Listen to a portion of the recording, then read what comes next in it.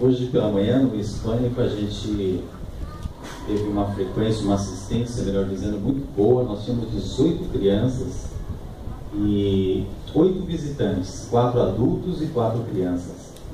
Isso é uma bênção. Se você não teve ainda a oportunidade ou não se deu a oportunidade de apoiar o trabalho pela manhã, às 9h30, o trabalho hispânico, faça isso. É muito bom, é um entrosamento, conhecer um pouco do trabalho, ter um contato com o idioma e com as pessoas também, né? Outro dia nós estávamos falando a respeito de que os irmãos percebem um grande número de hispânicos também no culto de noite. Isso cada dia será mais frequente, porque o objetivo é esse, é uma só igreja. Nós temos um idioma diferente e somos de países diferentes, mas é uma só igreja. Então, entrosamento, estar junto, estar perto é muito importante. Encontraram? Amém? Coloque-se de pé, irmão, por favor, um pouquinho mais. Vai ficar um tempinho ainda depois sentado. Marcos capítulo 14, a partir do versículo 66.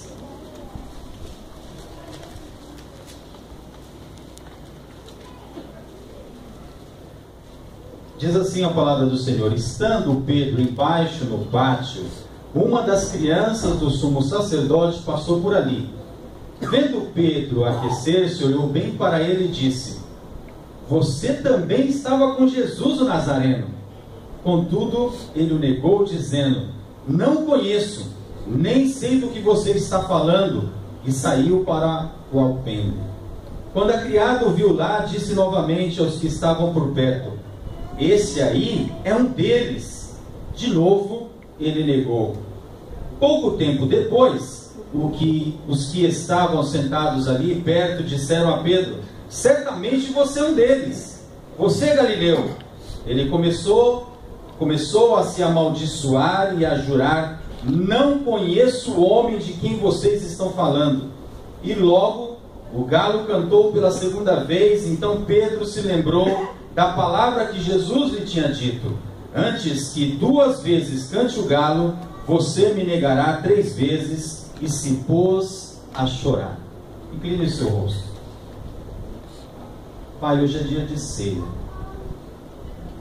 É um dia onde recordamos algo que aconteceu, que não acontecerá de novo, porque foi singular.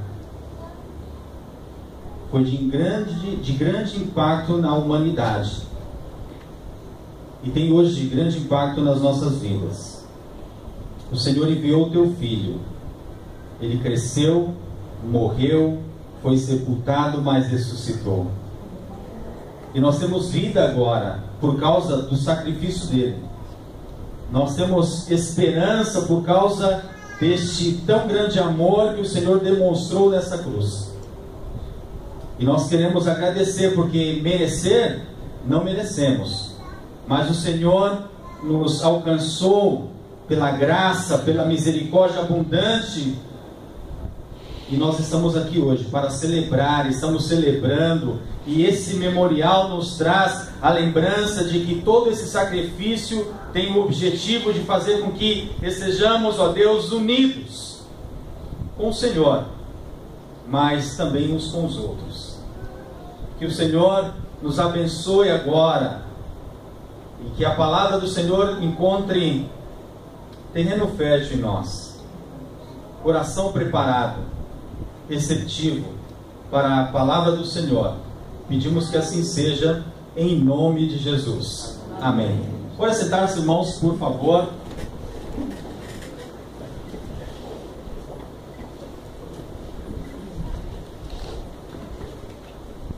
Doze discípulos tidos como especiais.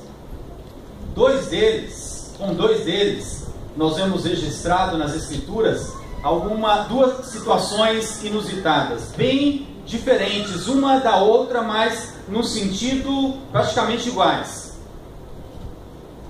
Um, Judas, e outro, Pedro.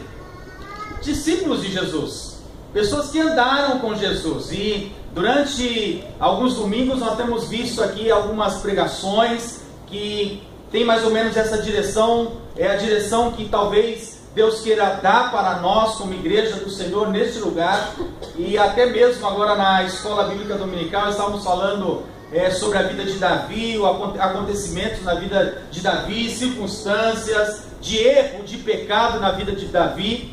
E nós temos aqui dois homens, dois discípulos que andaram com Jesus, duas pessoas que comeram com Jesus, viram os milagres de Jesus, viu e ouviu as conversas de Jesus com as pessoas, suas ministrações. Mas é um fato, as pessoas têm reações diferentes ao mesmo estímulo. Pessoas são estimuladas pelas mesmas ações, mas têm reações diferentes. E nós vemos aqui claramente na vida desses dois discípulos. E logo entendemos de que oportunidade tem para todo mundo. Mesmo no meio da crise, há oportunidade para todo mundo. O sol, já se diz, que o sol nasce para todos. Alguns não gostam do sol. Outros não veem o benefício que o sol traz, a não ser secar roupas, talvez incomodar um pouco a cabeça, esquentar a cabeça. Muitas pessoas têm percepções diferentes a respeito disso. Mas a verdade é de que você que está aqui nessa noite, você tem a mesma oportunidade que o outro tem, mas seguramente você pode reagir diferente ao mesmo estímulo. E é o que nós vemos aqui. Nós temos um discípulo Judas, que foi o que negou Jesus. Um momento atrás estavam todos os discípulos comendo com Jesus, participando da ceia com Jesus, algo especial, algo maravilhoso, a comunhão com o próprio Criador do universo. Mas um pouco mais adiante, o que está acontecendo? Judas, e nós não sabemos por que razões de fato, talvez pensando de uma ou de outra maneira, não sabemos as reais motivações do coração de Judas, mas o fato é de que Judas o traiu. Estava comendo com Jesus, estava ali com Jesus, mas o traiu. Por algumas moedas, ou por 30 moedas de prata. Entregou a Jesus. E agora nós temos um outro que, no meio do discurso, Pedro, quando Jesus está falando a respeito do que estava para acontecer, preparando os discípulos para o que estava para acontecer, então Pedro, impetuoso, ele sempre se joga, ele sempre quer estar adiante, ele quer sempre mostrar um entusiasmo. E aí Pedro ele diz assim: eu não, Senhor, porque eu estou disposto, eu vou enfrentar, ainda que todos te abandonem, eu vou enfrentar a situação, eu vou encarar a dificuldade, eu vou encarar o obstáculo. Aí Jesus dá para ele uma resposta. E qual foi a resposta? Antes, olhou para Pedro e disse: antes que o galo cante 2 vezes, você vai me negar 3 vezes. E aí então Jesus, ele foi preso, foi levado, e enquanto estava acontecendo isso, então Pedro, diferentemente de Judas, porque Judas, se você vai ver nos evangelhos, você vai perceber de que Judas, ele teve um remordimento, remorso. Como discípulo de Jesus, ele tinha a oportunidade. Diferentemente de Pedro, ele teve um remorso, ele simplesmente talvez compreendeu de que o que ele fez era algo grave, mas isso não gerou mudança no interior dele. E o que foi o desfecho da vida de Judas? Ele foi lá tentar resolver a situação, devolver o dinheiro. De alguma maneira ele viu e percebeu o que tinha feito, já não tinha como desfazer o que já estava feito, então ele foi e se enforcou. Então, para este homem, o fim foi triste. Discípulo de Jesus, andou com Jesus, viu os milagres de Jesus, comeu com ele, bebeu com ele, viu todas as coisas que os demais viram também. mas ele não soube aproveitar a oportunidade disposta. Pedro, pelo contrário, como acabamos de ler, ele segue a Jesus, de longe. Em algumas ocasiões ele não estava só, estava com mais um outro discípulo, e o discípulo tinha uma certa influência, e quando chegou ele pôde entrar, Pedro não, ficou para fora. E aí veio outro discípulo e chama Pedro e fala: agora você pode entrar. E Pedro entra, e aí começam a acontecer coisas para confirmar a palavra que Jesus havia dito para Pedro a respeito do que estava por acontecer. O coração de Pedro estava por ser descortinado. E aí então Pedro, ele nega a primeira vez, estava lá se aquecendo, e aí uma criada, ela chega e diz assim: olha, certamente você estava com Jesus o Nazareno. E ele faz a afirmação: eu não sei do que você está falando, eu não o conheço. E aí isso acontece uma segunda vez, e ele novamente o nega, e acontece uma terceira vez, e no texto paralelo diz que no momento que ele negou a Jesus pela terceira vez, o galo, e o texto paralelo diz que Jesus olhou para ele. E quando Jesus olhou para ele, Pedro lembrou das palavras que Jesus havia dito. E diz o texto, aqui o texto é um pouco mais brando, e diz assim: e se pôs a chorar. No outro texto diz assim: e chorou amargamente. Diferentemente de Judas, que foi e se enforcou, Pedro agora ele tem uma reação diferente. Irmãos, as oportunidades acontecem para todos, mas teremos iniciativas diferentes. Agora, se você deixar passar a oportunidade que Deus te dá, a oportunidade que Deus dispõe, certamente o resultado será desastroso. Agora a pergunta que eu quero fazer para você aqui, está claro, mas eu gostaria de pensar um pouco com você a respeito desse choro de Pedro. O texto diz lá no finalzinho: se pôs a chorar. Você já parou para perguntar por que Pedro chorou? Parece fácil a resposta, né? Mas eu gostaria de pensar com você a respeito desse choro de Pedro, que em outro texto diz que ele chorou amargamente. E eu penso de que Pedro chorou porque algumas coisas começaram a acontecer no seu interior, no momento em que Jesus olha para ele e ele entende de que o que Jesus tinha falado estava por acontecer. Então, a primeira coisa que eu entendo aqui a respeito desse choro de Pedro é que Pedro pensava que ele era alguma coisa e ele teve que descobrir que ele não era nada. Nesse encontro com Jesus, Jesus sendo levado para ser crucificado, Pedro ele teve que aprender, porque talvez Pedro pensasse que fosse alguma coisa. Nós temos escutado aqui muitas pregações a respeito de que, irmão, você pensa que você pode dar alguma coisa para Deus? Ah não, vou fazer alguma coisa para Deus. Nós temos ouvido aqui a respeito de que você acha que Deus precisa de você? E a resposta que nós temos ouvido é que eu preciso de Deus. Você pode dizer isso nessa noite? Diga comigo. Eu preciso de Deus. Pedro, ele chora porque ele entende isso. Ele pensava que era alguma coisa.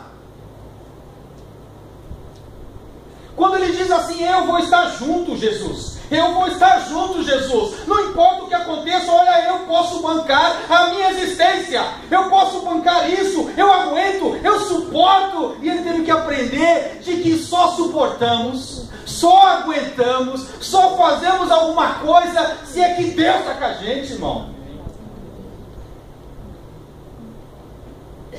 É você que precisa de Deus. Nós temos ouvido aqui uma e outra vez. É você que precisa estar envolvido nas coisas de Deus, mas com o coração aberto. começa a chorar por causa disso. E depois ele é restaurado. E aí ele é tentado naquela resposta que ele dá: você ama? Você me ama, Pedro? E Pedro diz: eu amo o Senhor. E aí: você me ama, Pedro? Eu amo o Senhor. Você me ama, Pedro? Ah, tu o sabes, Senhor. Irmão, para que você seja um instrumento na mão de Deus, não é porque você é alguma coisa, não. É porque Deus te dá essa oportunidade. E quando Deus te dá essa oportunidade, é um privilégio. Não é algo que você está fazendo simplesmente: eu preciso fazer, porque se eu não fizer, Deus vai ficar sem quem faça. Pedro precisava aprender isso. E é por isso que ele chora, porque ele aprendeu. Quando Jesus diz para ele: você vai me negar, ele diz: não vou negar. Você vai me deixar? Não vou deixar. Irmãos, sem a dependência de Deus, a gente só faz coisa errada. Então é você que precisa de Deus, irmão. Sou eu que preciso de Deus. Eu preciso estar envolvido simplesmente porque é uma bênção que Ele me dá. Eu preciso fazer porque simplesmente é algo que Ele dispôs para que eu fizesse. Não é porque sem você nada vai acontecer. E Pedro precisou aprender isso, porque era impetuoso. Ele achava que era alguma coisa e ele teve que aprender que ele não era nada. Deus é tudo. O Senhor é tudo. Ele é que pode todas as coisas. Nós somos instrumentos em suas mãos.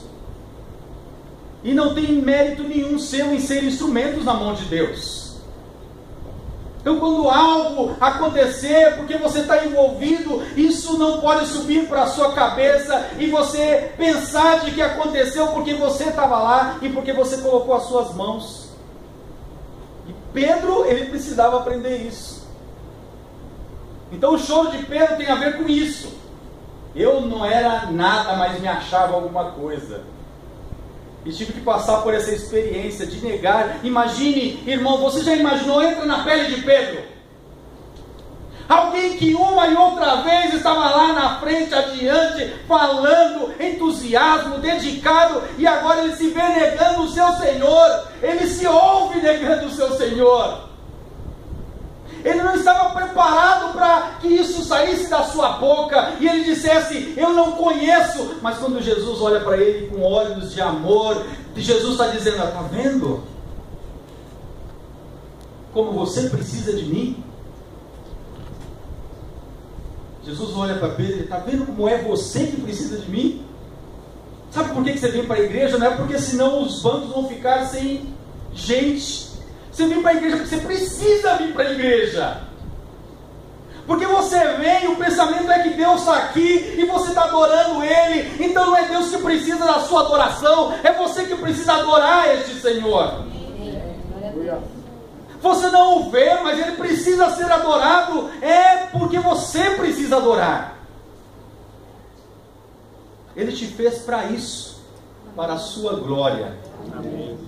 Então você jamais será feliz se é que você não tem essa compreensão.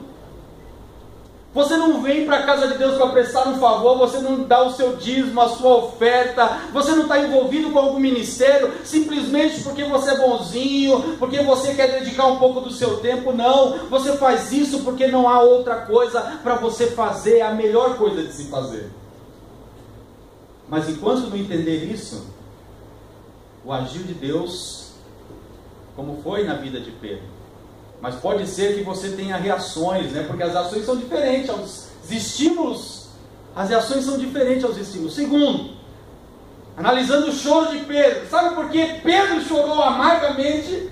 Porque ele notou de que tinha cometido um grande e grave erro.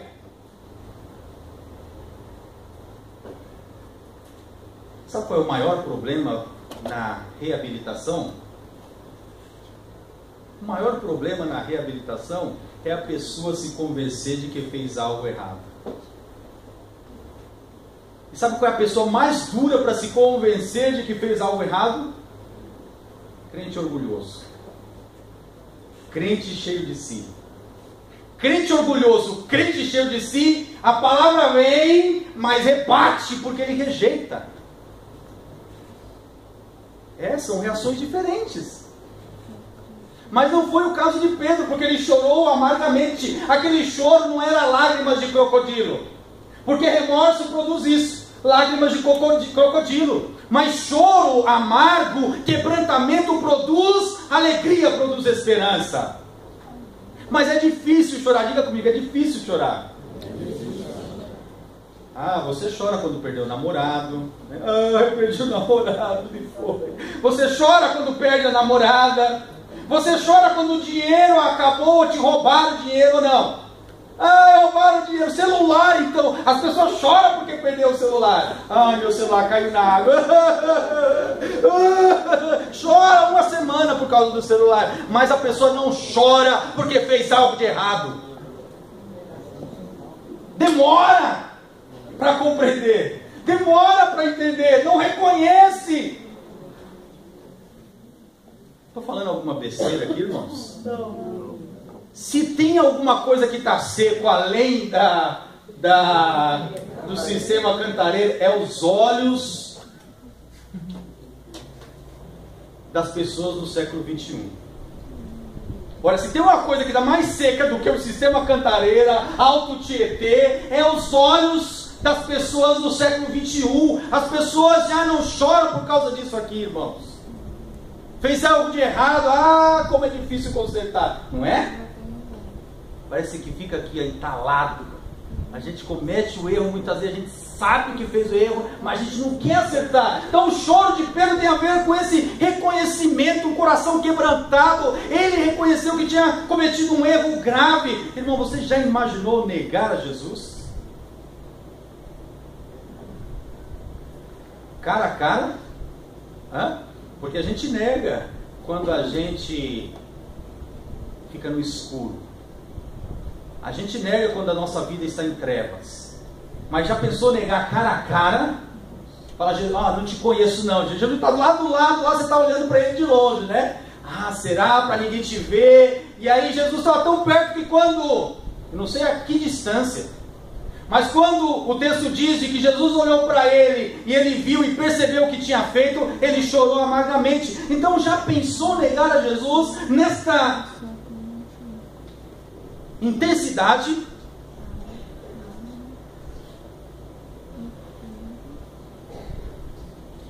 Quando você comete um erro, você sabe que é difícil cometer um erro, né?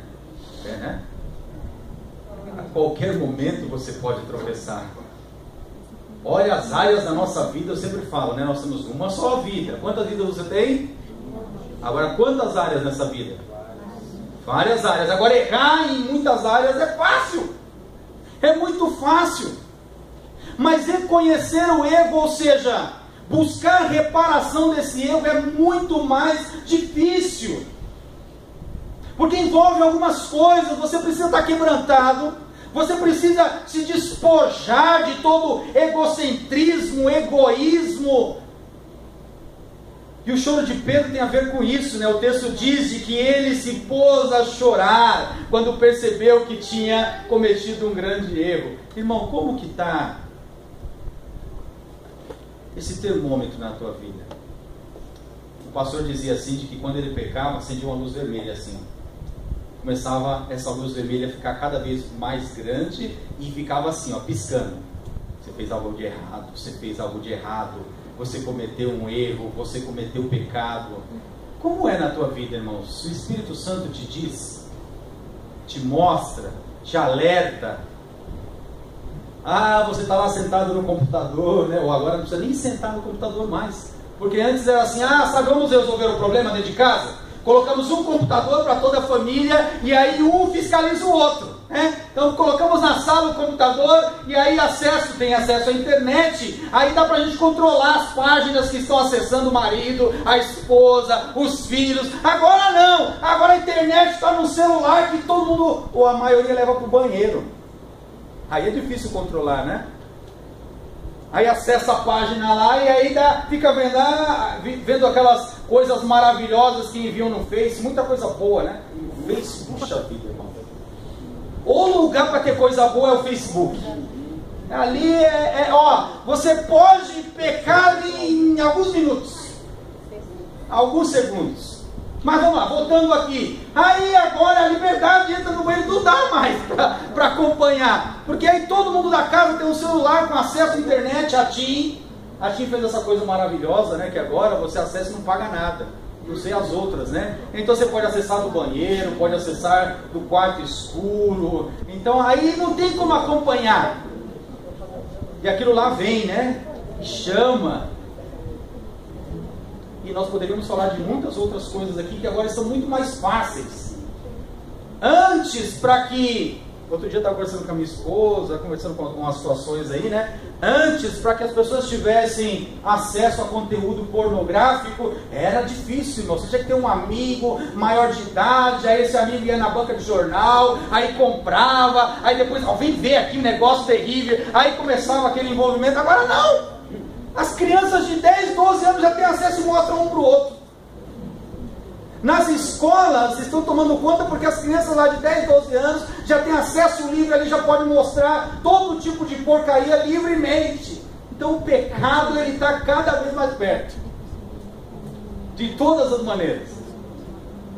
Agora quando um cai, porque se Pedro caiu, irmãos, olha, Judas caiu, se enforcou, não se arrependeu, mas Pedro caiu, se arrependeu. Se Pedro caiu, e nós falamos na escola bíblica dominical, Davi, então não pense que a qualquer momento você não pode levar uma rasteira.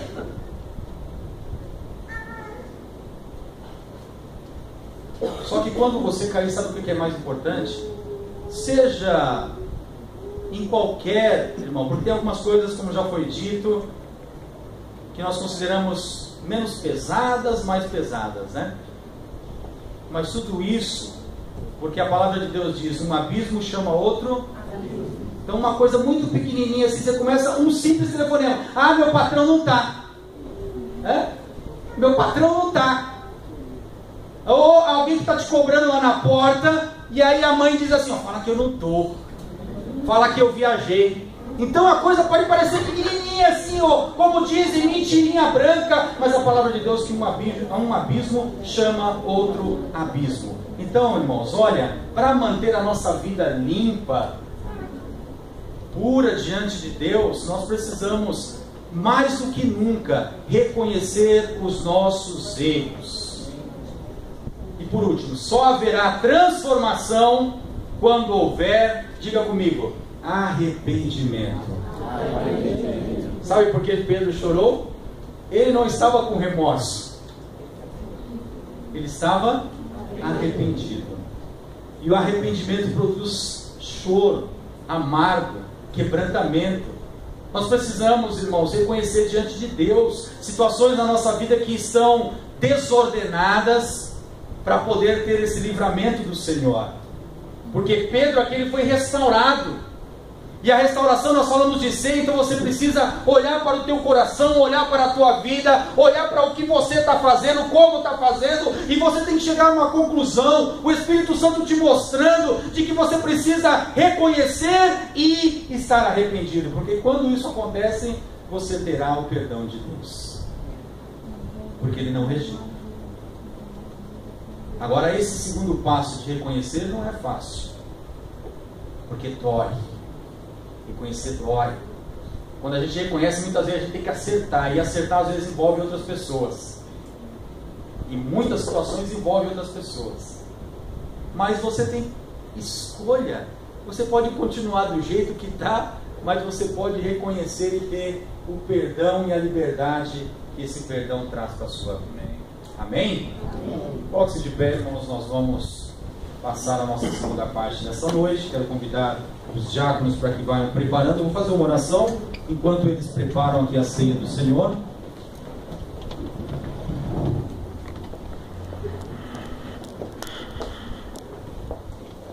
Eu gostaria que você inclinasse o teu rosto aí.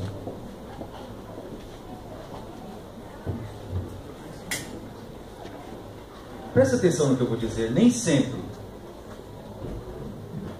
mas considere, muitas vezes tudo dá errado na vida de alguém porque esse alguém está precisando de arrependimento.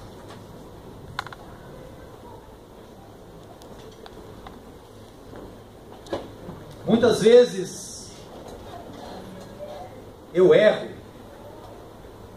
e não reconheço, isso me traz consequências. Compreender de que é por causa da minha falta de arrependimento, de reconhecimento, é a razão pela qual eu estou passando por esta ou esta situação, é indispensável, é importante, mas só você pode reconhecer na tua vida coisas que estão desalinhadas à vontade de Deus. Ah, mas você pode dizer que está tudo bem. Você pode resistir, você pode ter uma reação diferente daquela que deveria ser a boa para você.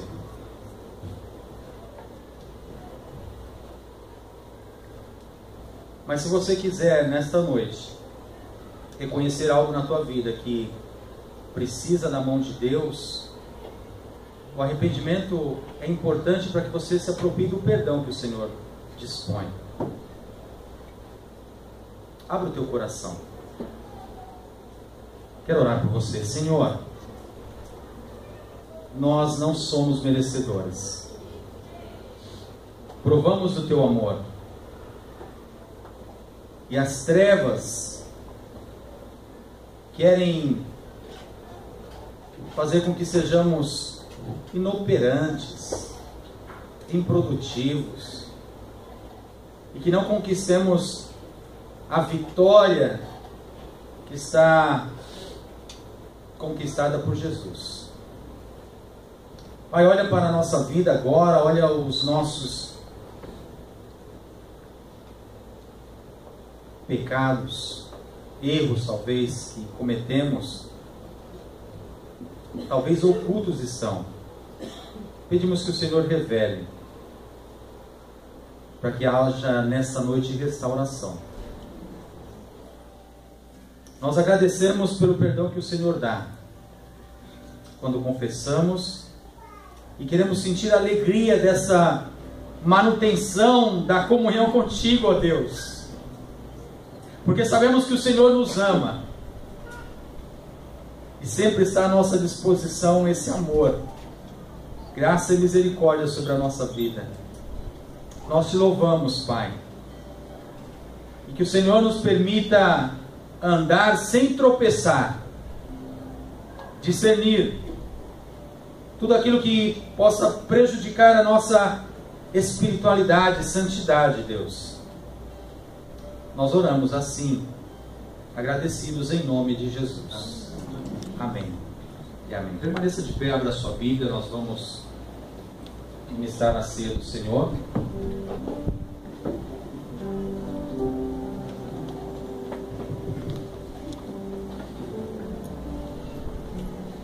Coríntios,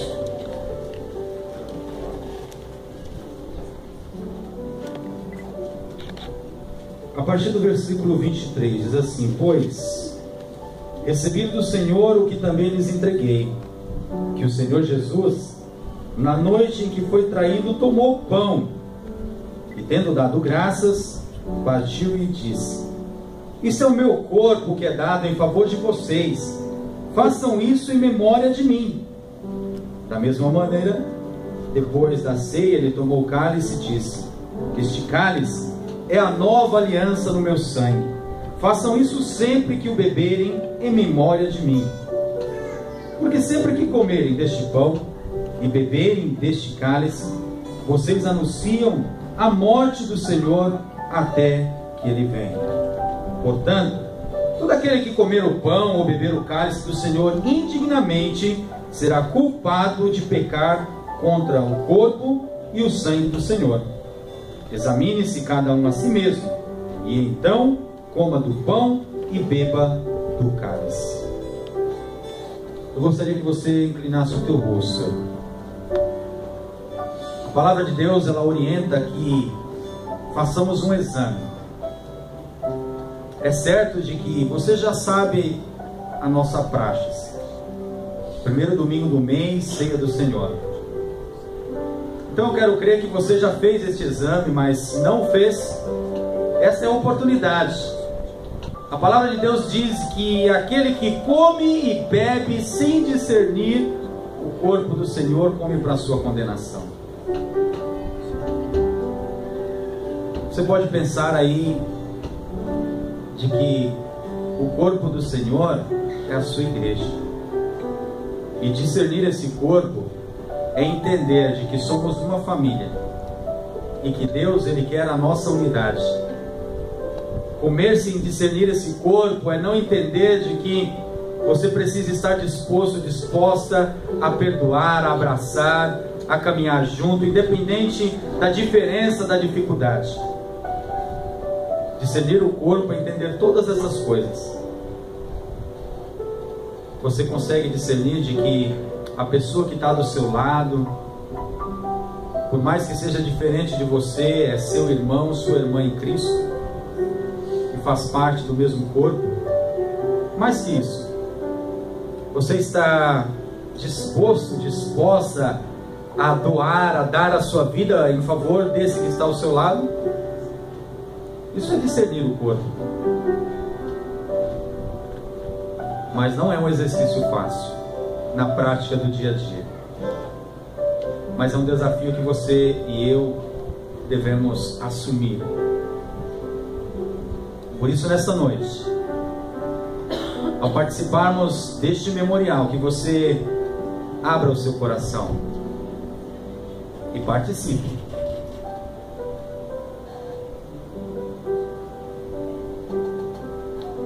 Gostaria que os irmãos se assentassem agora. Eu quero dar algumas instruções a respeito de quem deve participar.